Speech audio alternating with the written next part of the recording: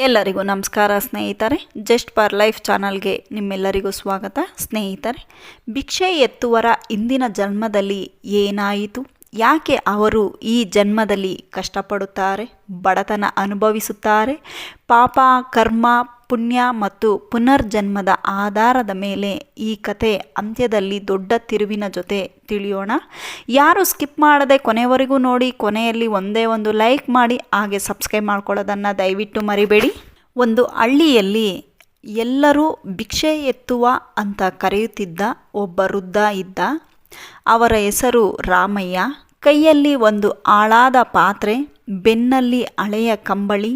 ಹಳ್ಳಿಯಿಂದ ಹಳ್ಳಿಗೆ ಹೋಗಿ ಭಿಕ್ಷೆ ಬೇಡುವುದೇ ಅವನ ಜೀವನ.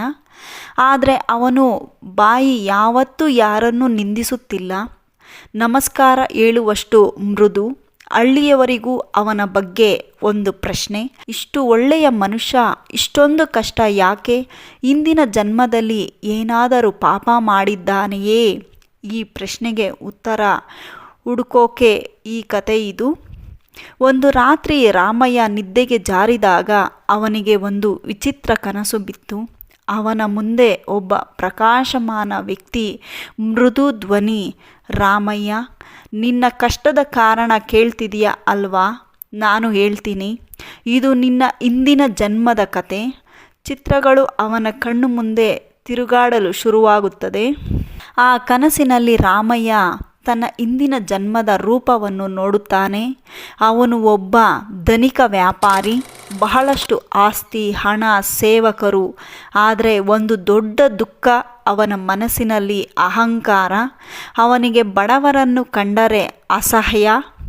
ಇವರು ಹುಟ್ಟಿದ್ದು ಭಿಕ್ಷೆ ಬೇಡೋಕೆ, ನನ್ನ ಹಣಕ್ಕೆ ತಕ್ಕ ಹುಕ್ಕಿಲ್ಲ, ಇದು ಅವನ ಮಾತು.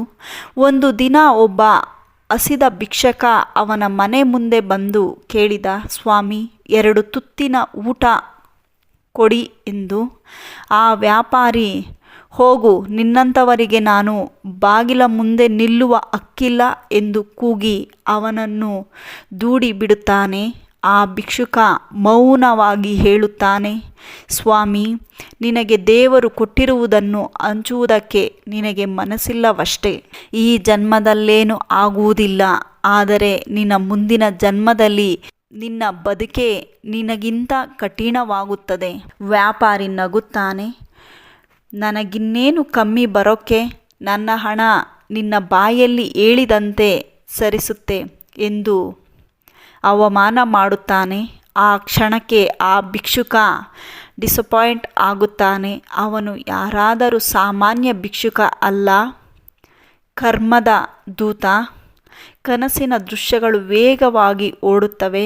ವ್ಯಾಪಾರಿಯ ಅಹಂಕಾರ, ದಾನ ಮಾಡುವುದನ್ನು ಮುಚ್ಚಿದ ಮನಸ್ಸು, ಬಡವರ ಅವಮಾನ ಇವೆಲ್ಲವೂ ಕರ್ಮದ ಪುಸ್ತಕದಲ್ಲಿ ಬರೆಯಲ್ಪಡುತ್ತದೆ.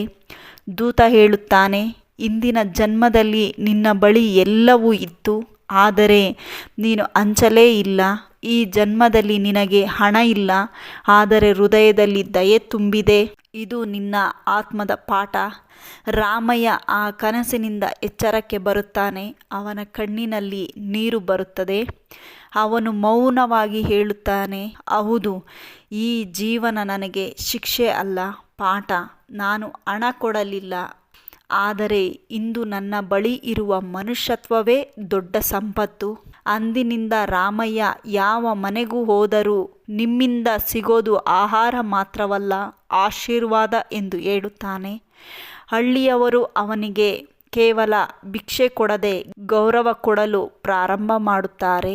ಈ ಕತೆ ನಿಮಗೆ ಹೇಳೋ ಪಾಠ ಏನು ಅಂದರೆ, ಇಂದಿನ ಜನ್ಮದ ಕರ್ಮ ನಮ್ಮ ಮೇಲೆ ಪರಿಣಾಮ ಬೀರುತ್ತದೆ ಎಂಬ ನಂಬಿಕೆ ಇಂದಿಗೂ ಇದೆ. ನಾವು ಕೊಡೋದು, ನಾವು ಪಡೆಯೋದು ಸ್ವಲ್ಪ ತಡವಾದರೂ ಬರುತ್ತೆ. ಒಳ್ಳೆಯ ಮನಸ್ಸೇ ದೊಡ್ಡ ಸಂಪತ್ತು. ಭಿಕ್ಷೆ ಎತ್ತವರ ಬದುಕು ಪನಿಷ್ಮೆಂಟ್ ಅಲ್ಲ, ಅವರ ಆತ್ಮಕ್ಕೆ ಸಿಕ್ಕಿರುವ ಪಾಠ. ನಿಮಗೆ ಈ ಕತೆ ಹೇಗಿತ್ತು? ಇನ್ನು ಇಂತಹ ರಹಸ್ಯ ಜೀವನ ಪಾಠದ ಕತೆಗಳು ಬೇಡವೇ? ಕಮೆಂಟ್ನಲ್ಲಿ ತಿಳಿಸಿ. ಲೈಕ್ ಮಾಡಿ, ಶೇರ್ ಮಾಡಿ, ಸಬ್ಸ್ಕ್ರೈಬ್ ಮಾಡ್ಕೊಳ್ಳೋದನ್ನು ದಯವಿಟ್ಟು ಮರಿಬೇಡಿ. ನಮಗೆ ಇನ್ನಷ್ಟು ನಿಜ ಜೀವನದ ಕತೆಗಳನ್ನು ಈ ವಿಡಿಯೋದಲ್ಲಿ ಹಾಕುವುದಕ್ಕೆ ದಯವಿಟ್ಟು ಸಪೋರ್ಟ್ ಮಾಡಿ. ಇಲ್ಲಿವರೆಗೂ ವಿಡಿಯೋ ಕೇಳಿದ್ದಕ್ಕೆ, ನೋಡಿದ್ದಕ್ಕೆ ಧನ್ಯವಾದಗಳು ಸ್ನೇಹಿತರೆ. Thank you so much.